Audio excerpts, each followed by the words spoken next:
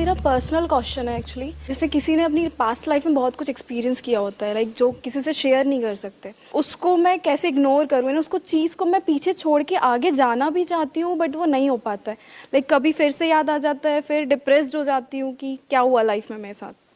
तो वो चीज़ें मैं कैसे निगलेक्ट करूँ, उसको पीछे करके मेरे को आगे बढ़ना है, चाहती हूँ मैं बढ़ना, बट वो पीछे कर देती हैं। मतलब मैं चाहती हूँ कि ठीक है अभी मुझे काम पे कंसंट्रेट करना है, तो जब तक मैं बिज़ी हूँ ठीक है। तो लोग 24 आवर्स तो नहीं रह सकते ना, मैं सोने भी जाती हूँ तो वो चीज़ें याद आती है और फिर नींद नहीं आती है। हाँ, नींद नहीं आती है। Please have a seat. Emotional pain है, वो जाता नहीं है, वो बार बार रह रह करके जैसे ही याद आता है, उसके साथ में जो भी कुछ हुआ था उस टाइम पे, जो आपने एक्सपीरियंस किया था, तो वो सारी फीलिंग्स, वो सारी सेंसेशंस, वो सारे इमोशंस ट्रिगर हो जाते हैं। फिर हमको ये नहीं पता है कि वहां से बाहर कैसे आना है। हमको पता है कि वहां से बाहर कैसे आना है। और सर उससे रिलेटेड फियर्स भी होने लगते हैं आगे फ्यूचर में। हाँ, उससे रिलेटेड फियर्स भी होने लग जाते हैं, रिग्रेट होने लग जाता है कि मैंने ऐसा क्यों किया, अगर मैं ऐसा नहीं करती तो शायद ये नहीं होता, या उसने मेरे साथ ऐसा क्यों किया। ऐसे ऐसे थॉट्स आते हैं माइंड में। तो अब इसका क्या सोल्यूशन है? इनका जो प्रॉब्लम है वो सेम सबका प्रॉब्लम है। वो पास की जो चीज़ें वो हमें पीछे खींचती है, लेकिन मैंने थोड़ा ये किया कि मैंने सब भूल जाने की कोशिश की।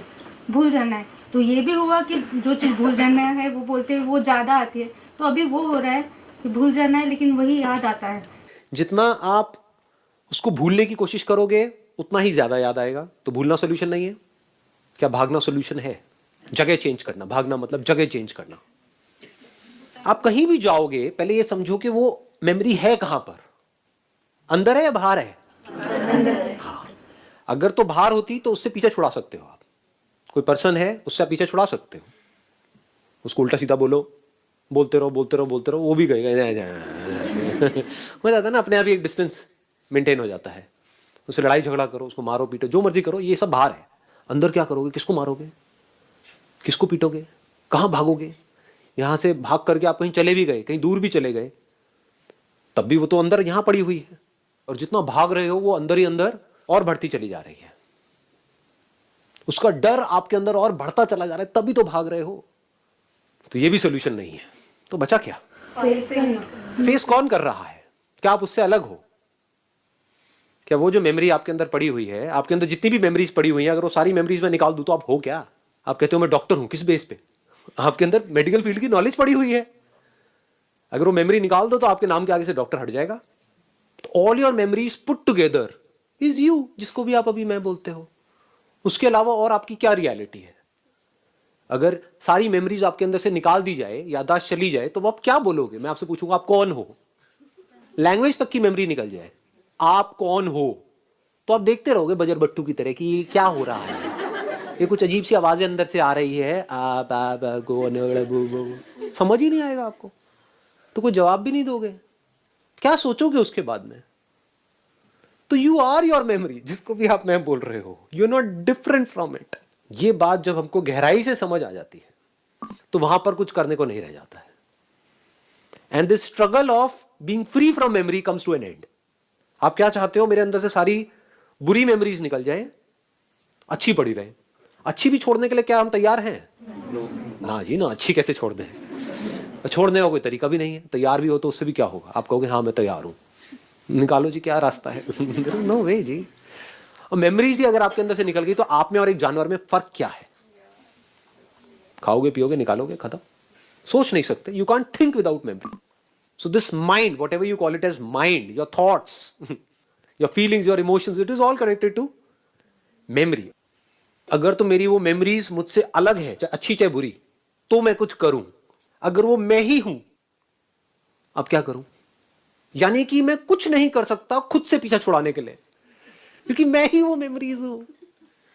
ये बात जब आपको गहराई से समझ आ जाएगी तो all your effort comes to an end to fight with your memory. लड़ोगे आप किससे? कोई दूसरा चाहिए ना लड़ने के लिए? लड़ने के लिए दो लोग चाहिए होते हैं, एक ही काफी है? जहां पर एक ही है वहां पर कैसे लड़ाई होगी? वहां पर डर कैसे होगा? अगर वो मेमोरीज मुझसे अलग हैं तो वो मेरा कुछ बिगाड़ सकती हैं। अगर वो मैं ही हूं तो मैं खुद का क्या बिगाड़ूंगा? पानी पानी को कैसे मारेगा? आई बात समझ? अगर मेरी बातें गहराई से कोई समझ पाए तो this effort this struggle immediately comes to an end. मतलब अब वो मेमोरीज चाहे बुरी से बुरी है, चाहे अच्छी से अच्छी है, रहे तो रहे, ना रहे तो कोई बात नहीं। आंखों से आप जो भी कुछ देखते हो उसका आंखों के ऊपर क्या असर होता है? आंखों से आप एक टॉयलेट को देखते हो, फिर एक मंदिर को देखते हो, क्या जब मंदिर को देखते हो तो आंखें प्योर हो जाती हैं? और टॉयलेट को देखते हो अपनी आंखों से तो क्या आंखें गंदी हो जाती हैं, इम्प्योर हो जाती हैं? ये बात हमको आई, पकड़ में आई? ये बातें हैं छोटी छोटी, बट अगर ये समझ में आ गई, क्योंकि अंदर की दुनिया में सिर्फ समझ ही सॉल्यूशन है। प्रॉब्लम क्या है, जो बाहर की दुनिया के पैंतरे हैं वो हम अंदर की दुनिया में लगाने की कोशिश करते हैं और हम फंस जाते हैं।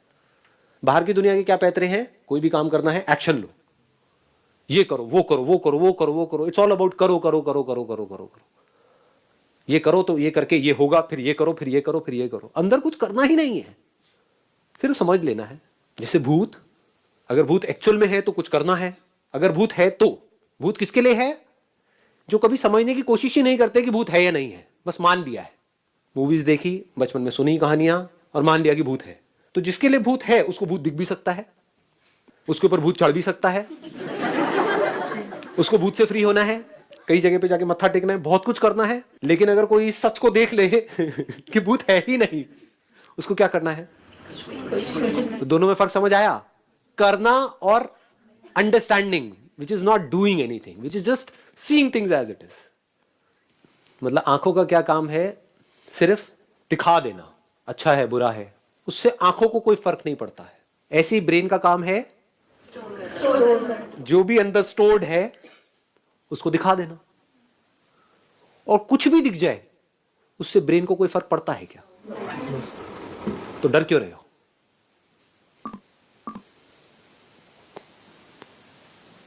इसका मतलब समझे, इसकी डेप्थ देख पाए कि आंखों से कुछ भी दिख जाए आपको डरने की जरूरत नहीं, आपकी आंखें खराब नहीं होंगी। ऐसे ही ब्रेन में किसी भी तरह की कोई भी मेमोरी स्टोर हो जाए और वो मेमोरी बार बार प्ले हो जाए, उससे ब्रेन को कोई फर्क नहीं पड़ने वाला, क्योंकि ब्रेन का काम ही यही है। अगर वो स्टोर ना हो, जो दिख रहा है आंखों से वो ब्रेन में स्टोर ना हो, इसका मतलब क्या है? कि ब्रेन हमारी ठीक काम नहीं कर रही, खराब है। तो आप सब क्या चाहते हो? अपनी ब्रेन को खराब करना चाहते हो क्या? यही तो चाहते हो आप, यही तो आपके क्वेश्चंस हैं कि हम भूल जाए। अगर आप भूलने लग गए, समझ गए ना, इसको एक बीमारी बोलते हैं। तो what is illness and what is health? जिसको आप बीमारी समझ रहे हो वो बीमारी नहीं है, वो एक अच्छी हेल्थी ब्रेन की निशानी है। वो मेमोरीज अगर माइंड में प्ले हो रही है, ब्रेन में प्ले हो रही है, तो ये आपकी हेल्थ की निशानी है।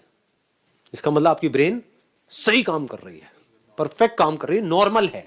ये नॉर्मल है जिसको हम एबनॉर्मल समझ रहे हैं, और उसके लिए हम दवाइयां खा रहे हैं कि वो प्ले ना हो, वो एबनॉर्मल है। बात समझ में नहीं आई? दवाई खा करके अपनी ब्रेन को डल कर रहे हैं, या दारू पी करके भूल जाने की कोशिश, यही तो होता है। और क्या होता है? तो दारू पी करके जो एक बेहोशी वाली स्टेट होती है वो नॉर्मल है, या बिना दारू पिए होश में जब आप हो और जो भी कुछ हो रहा है अंदर वो नॉर्मल है? वो नॉर्मल है। वो नॉर्मल है। लेकिन अगर इस नॉर्मल को हम एबनॉर्मल समझे तो इस गलत समझ का क्या इलाज है? लगाओ दिमाग, कौन सी गोली खाओगे जिससे ये समझ ठीक हो जाएगी? कहां जाओगे, क्या करोगे जिससे समझ ठीक होगी? कोई भी चीज अगर उसके बारे में आपकी समझ ठीक नहीं है, उसको गलत समझ लिया है कुछ और, समझ कुछ और लिया है, उसका क्या इलाज है? वहम का क्या इलाज है? आई बात समझ? जैसे यहां पर मान लो कुछ है, ये पैटर्न सा बना हुआ है, और आप में से किसी को वहां पर बड़े ध्यान से आप देख रहे हो, मेरी तरफ ध्यान नहीं है, वहां पर देख रहे हो, और आपको वहां पे छिपकली नजर आ रही है और उससे डर रहे हो, उसका क्या इलाज है? पूरी दुनिया आकर के बोलती रहे नहीं है, लेकिन मेरे लिए तो है। पूरी दुनिया बेवकूफ है, ये संदीप महेश्वरी सबसे बड़ा बेवकूफ है, इसको कुछ पता ही नहीं है। पकड़ के रखा हुआ है अपने ही बिलीव्स को कि आपको पता नहीं है मेरी सिचुएशंस क्या है। आप किसको जस्टिफाई कर रहे हो? अपनी उस छिपकली को जस्टिफाई कर रहे हो जो है ही नहीं, और खुद ही दुखी हो रहे हो। जब ये हमें समझ आ जाता है, गहराई से समझ आ जाता है, तो क्या होता है? ये बॉडी अब आपके पास में एक इंस्ट्रूमेंट के जैसी आ गई है आपके हाथ में। अब आपको मजा आएगा खेलने में, अब आपको एक्चुअल में समझ आ रहा है कि किससे फर्क पड़ता है, किससे नहीं पड़ता है। यानी कि अगर एक्चुअल में कोई आपकी बॉडी को खतरा होगा तो वहां पर आप लड़ोगे भी, एक्ट भी करोगे, बहुत कुछ करोगे। ये नहीं कि भोंदू की तरह बैठे रहोगे। If there is a danger to your body because of whatever reasons, there you will take the action what is required. But जब आपको समझ आ रहा है मेरी ब्रेन में कुछ मेमोरीज प्ले हो रही है, उसमें से कुछ अच्छी है कुछ बुरी है, वहां पर किसी एक्शन की जरूरत नहीं है, क्योंकि ब्रेन अपना काम ठीक कर रही है। अब ब्रेन में मेमोरीज प्ले होना बंद हो गई, अब मेरे को डॉक्टर के पास जाना है।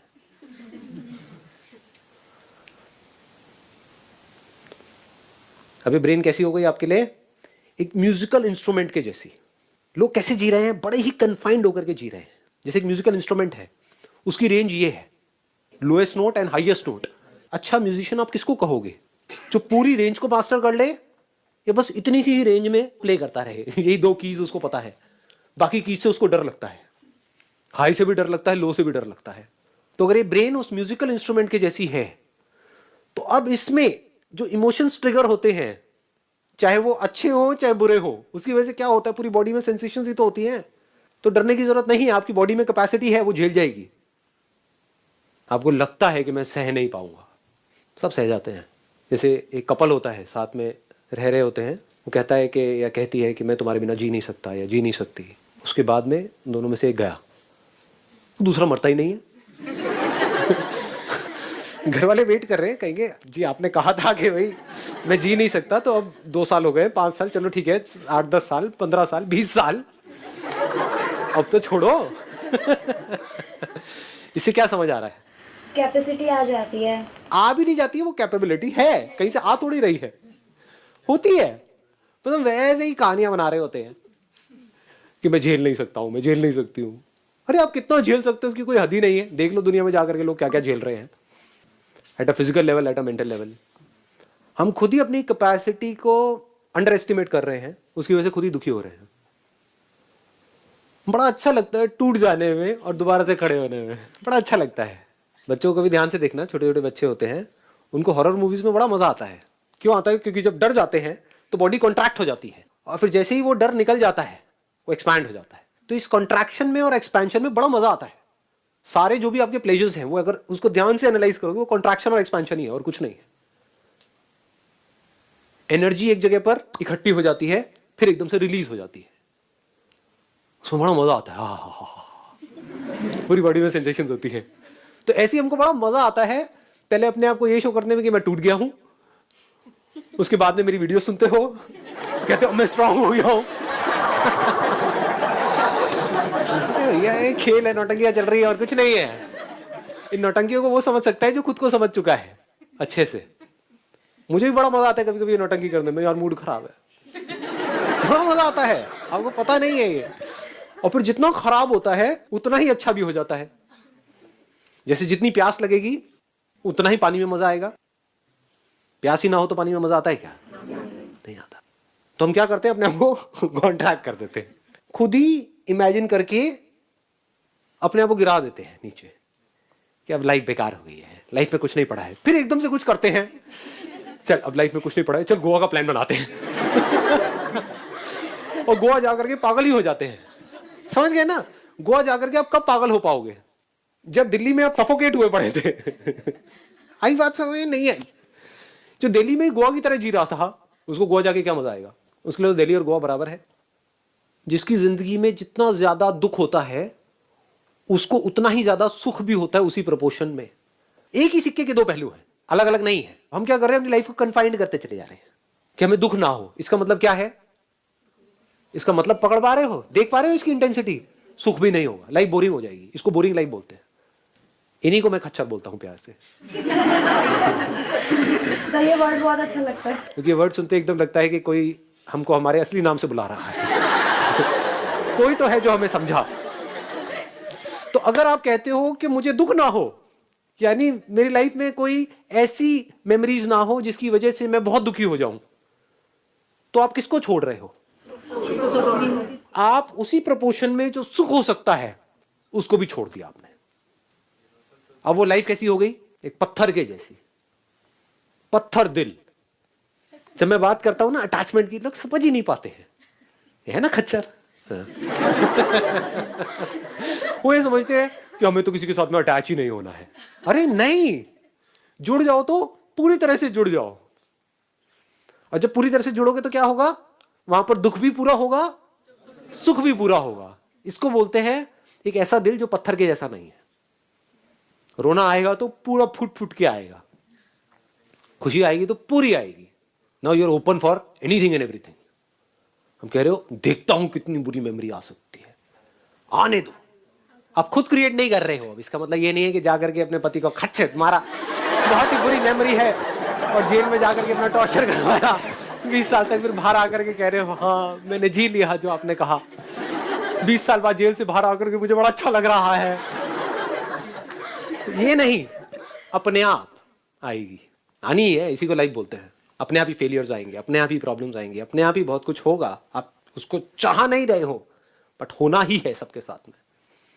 तब आप ओपन हो गए, देखता हूं क्या होता है इधर भी, और देखता हूं उधर भी क्या होता है।